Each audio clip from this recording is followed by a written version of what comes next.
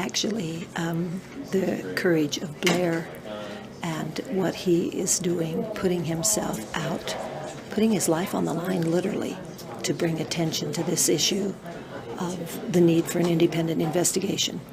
I'm in awe of Blair and what he's doing, and even though I was a little shaky and it was a little scary because many of my colleagues don't probably buy into a lot of my belief system, I still felt it was very, very important to give them each a packet with that DVD of Improbable Collapse, along with some of the pictures that are so revealing, of when the supposed collapse happened.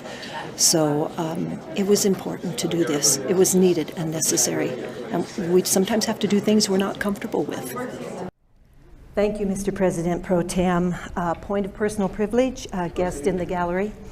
And then I'd also like to request that my remarks of more than 200 words be entered into the journal.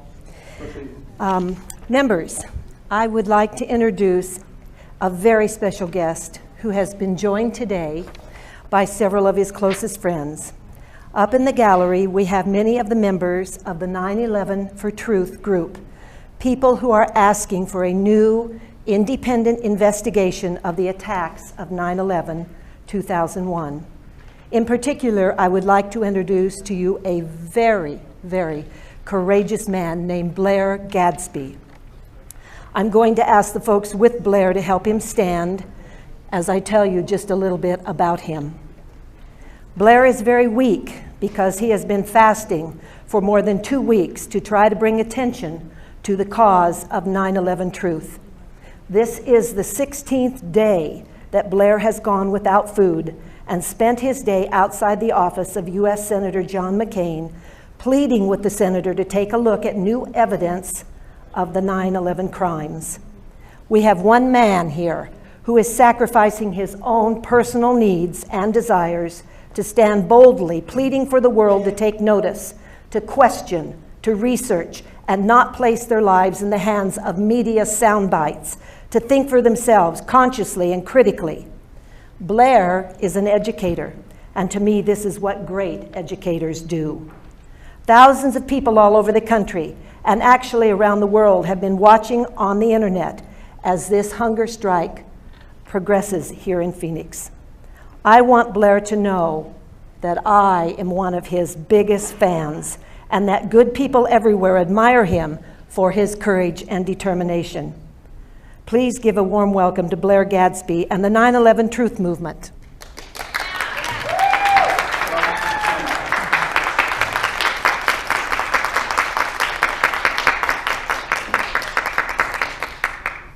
Mr. President, if I might continue. Proceed.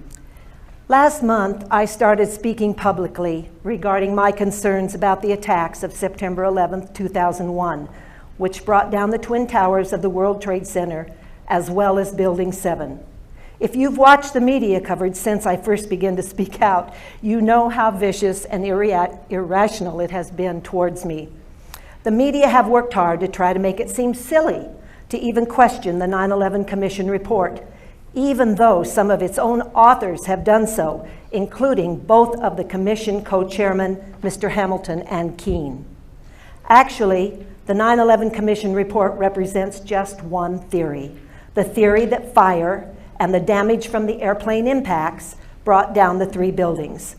This theory explains none of the features of the destruction that we all witnessed that day and which we can still observe on hundreds of videos. It explains nothing about how in 4 of 4 cases, no hijacking code was transmitted by the hijacked airliners. And in 4 of 4 cases, no fighter jets managed to get alongside any of the hijacked airliners. The military officers who lied to Congress about their failure to protect America would have been referred for prosecution by some of the 9/11 commissioners, but those commissioners were told that they did not have that authority. The events of that day were a heinous crime. They were against our nation and our citizens, and the sense of justice that exists in each of us demands to know what really happened and how all the perpetrators will be caught and punished. The speculation and theorizing won't end until a thorough, transparent investigation, free of conflicts of interest, takes place. Among the many theories that you can find on the internet is one that rises above all the rest. It is rock solid, confirmed by hard evidence, and supported by hundreds of scholars, architects, engineers, and other professionals who have the education, training, and expertise to know what they're talking about. This is the theory that explosive demolitions brought down the Twin Towers and Building 7. I've placed a handout on each of your desks inside of the manila folder. And that has a photo of one of the towers as it begins to collapse. I'd like you to take a look at that photo, if you will.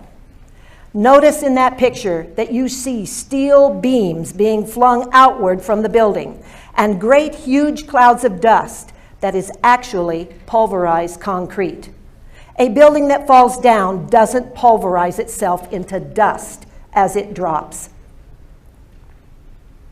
Imagine dropping a chunk of concrete 30 feet or more. Is it going to fall into dust? No.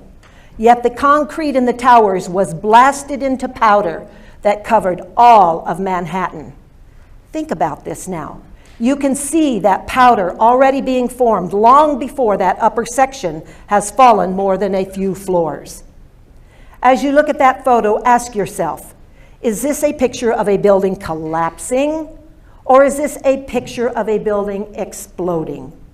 Does a building that collapses have the ability to fling its own steel beams sideways up to 600 feet?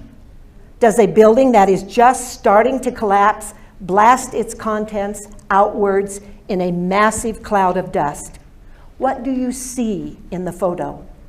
I see an explosion, and so do millions of other people who are demanding a real investigation. More important than simply looking at a photo, engineers, architects, and scientists have evaluated the rubble at ground zero and other aspects of the buildings, and they have found evidence of at least 15 different characteristics of explosion. These 15 characteristics are listed on the handout as well. Despite the media's outrageous attacks on my sanity, intelligence, and patriotism, the emails and phone calls to my office have been 95% supportive of my request for a new investigation. I've been amazed, really, to see just how overwhelmingly the public rejects the official reports, not only of the 9/11 Commission, but also those of FEMA and NIST, which is your National Institute of Science and Technology. I assumed that expressing skepticism about the official story of 9/11 would be a punishing issue for an elected official, but I'm finding that it's quite the opposite. The public wants its leaders to stand up and be counted when it appears that something is wrong. The truth will set you free. Blair Gadsby and my guests today want the truth about 9/11. The American people want the truth about 9/11. They want an independent investigation, and so do I. I have provided each of you with a DVD entitled Improbable Collapse. I'm hopeful that you will watch it with an open mind and that you'll also study some of the wonderful, well-researched articles on the internet.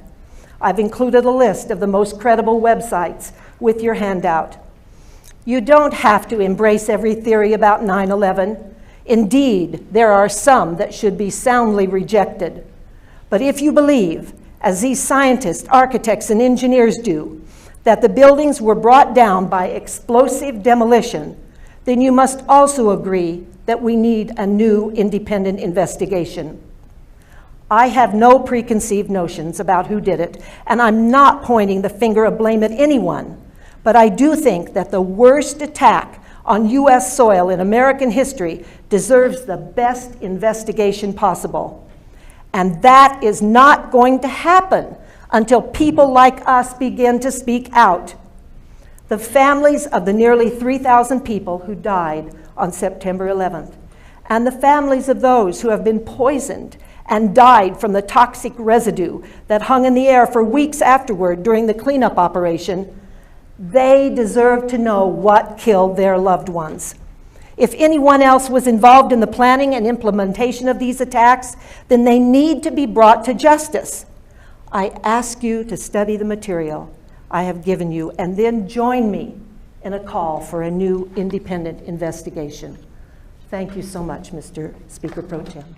President. You know, we don't permit applause in the gallery. Thank you.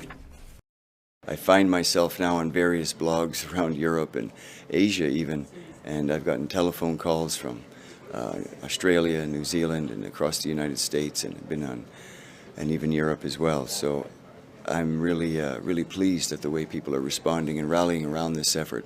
I'm convinced that I'm not convinced, I know it. There are millions of people who understand that something's very wrong with that official story that we've been told. It does not explain fully what we saw that day, and given the fact that where it has led us, first into the Afghanistan war and now into the Iraq war, to some degree 9/11 was used as a reason why we needed to go into Iraq. So given that this is the case, it's all the more crucial to find out just what happened. And I would ask folks, just who may perhaps are hearing this for the first time, if there were any discrepancies or inconsistencies or flaws in the so-called final report on the terrorist attacks, in other words, the commission report, wouldn't you want to know about it, given that we are still sending our people over there to die? My opinion, this is just my opinion now, 9/11 was the catalyst for everything that has proceeded over the last 7 years from that time. And by that I mean the war in Iraq and Afghanistan, the loss of our freedoms and liberties through the Patriot Act, Homeland Security, loss of habeas corpus, posse comitatus. We've got the North American Union that has sprung out of this, was already in the works, but this has given impetus to it. We've got the Real ID, all of these types of things that are taking away our freedoms and liberties and denigrating the Constitution and the Bill of Rights have come from 9/11. So I think maybe the American people need to know who was really behind it.